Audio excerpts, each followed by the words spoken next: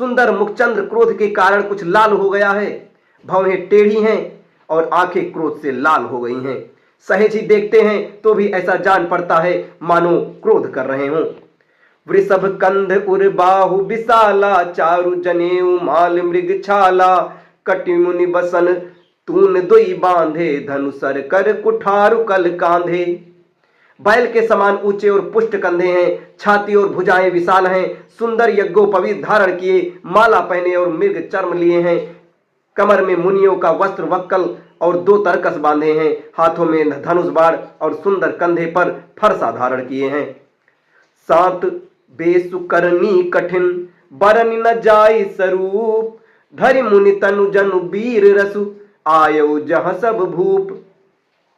शांत वेश है परंतु करनी बहुत कठोर है, स्वरूप का वर्णन नहीं किया जा सकता, मानो वीर रस की मुनि का शरीर धारण करके जहां सब राजा लोग हैं वहां आ गए हों। देखत भृगुपति बेसु कराला, उठे सकल भय बिकल भुआला, पितु समेत कही कही निज नामा, लगे करन सब दंड प्रणामा। परशुराम जी का भयानक वेश देखकर सब राजा भय से व्याकुल हो खड़े हुए और पिता सहित अपना नाम कह कहकर सब दंडवत प्रणाम करने लगे।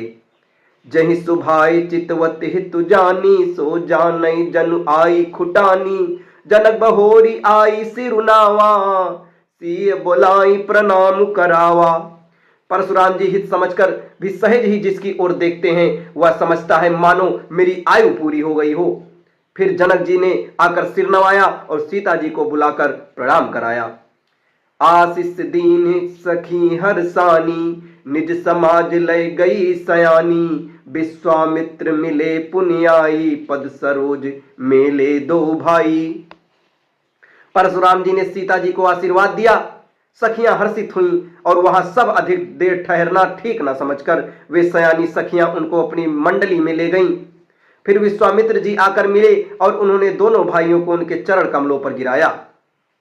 राम लखन दशरथ कह ढोटा, दीन आशीष देख भल जोटा, रामई चितई रहे थकी लोचन, रूप अपार मार मदमोचन।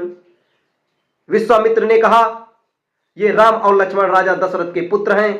उनकी सुंदर जोड़ी देखकर परशुराम जी आशीर्वाद दे रहे हैं। कामदेव के भी मत को छुड़ाने वाले श्री रामचंद्र जी के अपार रूप को देखकर उनके नेत्र थकित रह गए।